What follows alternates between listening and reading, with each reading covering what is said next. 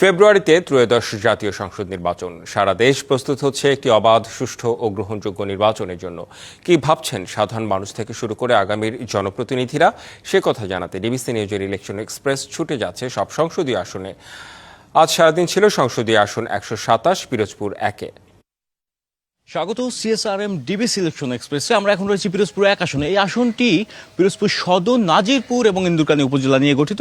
এই আসনে এখনো পর্যন্ত কোনো প্রার্থী চূড়ান্ত করেনি বাংলাদেশ জাতীয়তাবাদী দল বিএনপি। তবে কয়েকজন মনোনয়ন প্রত্যাশী রয়েছেন, তাদের মধ্যে একজন আমাদের সাথে অতিথি হিসেবে উপস্থিত রয়েছেন। তিনি হচ্ছেন বাংলাদেশ জাতীয়তাবাদী দলের নির্বাহী কমিটির সদস্য এবং জেলা বিএনপির সাবেক আহ্বায়ক অধ্যক্ষ আলমগীর হোসেন।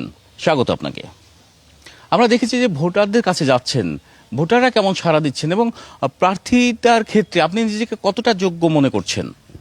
ধন্যবাদ বাংলাদেশের জনপ্রিয় টিভি চ্যানেল ডিবিসি। বিগত দিনে নির্বাচন তো আমরা করতে পারিনি, আমরা জনগণ উৎফুল্ল, আমাকে তাদের প্রার্থী হিসেবে চায়। কারণ এই অঞ্চলের নেতা কর্মীদের আমি সাথে সবসময় ছিলাম। আমি এই দলের সাধারণ সম্পাদক ছিলাম, কনভেনর ছিলাম, সাংগঠনিক সম্পাদক ছিলাম। ছাত্র দলের সেই প্রতিষ্ঠাকালীন থেকে, অর্থাৎ জালাল বাবলি কমিটির আমি সেন্ট্রাল কমিটির মেম্বার ছিলাম, জেলা ছাত্র দলের সভাপতি ছিলাম। আমার কার্য এরিয়া কিন্তু পিরোজপুরে সবসময়, এবং লেখাপড়ার পাশাপাশি এই অঞ্চলের রাজনীতির সাথে সম্পৃক্ত ছিলাম। এবার এই অঞ্চলের জনগণ আমাকে বিশ্বাস করে যে আমিই হব তাদের যোগ্য প্রার্থী। তারা বিশ্বাস করে যে আমিই হব এবছরের ধানের শীষের কাণ্ডারি। তারা বিশ্বাস করছেন আপনি হবেন, কিন্তু এখানের উন্নয়ন ভাবনা নিয়ে কি চিন্তা আপনার? এবং নির্বাচনে যদি আপনি মনোনয়ন পান এবং নির্বাচনে যদি জয়ী হতে পারেন, কি চিন্তা করছেন এলাকার উন্নয়ন নিয়ে? ধন্যবাদ। আসলে অনুন্নত একটি জায়গা, লুটপাটের একটি জায়গা। 17 বছর লুটের পাহাড় গড়েছে। আমাদের রাস্তাঘাট যেমন উন্নয়ন হয়নি, কিন্তু বেসিক একটি আমার মাথার মধ্যে সবসময় কাজ করে ছোটবেলা থেকে, এই অঞ্চলের মানুষের জন্য অর্থনীতি এবং শিক্ষা দুটো বিষয়ে আমাদের কাজ করতে হবে। আর মাদকাসক্ত একটি মরণ বেদি রয়েছে আমাদের। তৃণমূলের সংগঠনকে শক্তিশালী করার জন্য কি পদক্ষেপ নিয়েছেন? আমরা একেবারে তৃণমূল থেকে 17 বছর আমি সংগঠন করতে পারিনি, কিন্তু একটি জায়গায় ঐক্যবদ্ধ রেখেছি সবসময় নেতাকর্মীদের।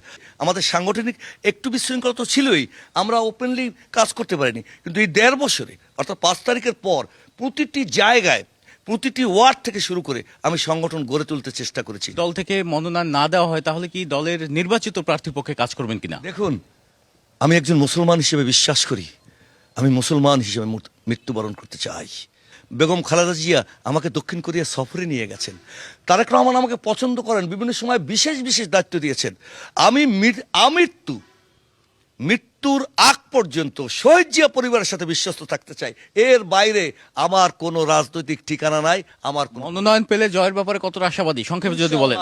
আমি 100% আশাবাদী। যেমনটি শুনছিলাম, এখানে যারা মনোনয়ন প্রত্যাশী তারাও বলছেন যে মনোনয়ন পেয়ে তারা জয়ের ব্যাপারেও আশাবাদী। আজকে আমরা সারাদিন ছিলাম জালুকাঠি 2 এবং পিরোজপুর 1 আসনে। আগামীকাল থাকবো পিরোজপুর 2 এবং পিরোজপুর 3 আসনে। সেখানে জানবো সাধারণ মানুষ থেকে প্রার্থীদের নির্বাচনী ভাবনা সম্পর্কে। সে পর্যন্ত দেখতে থাকুন সিএসআরএম ডিবিসি ইলেকশন এক্সপ্রেস।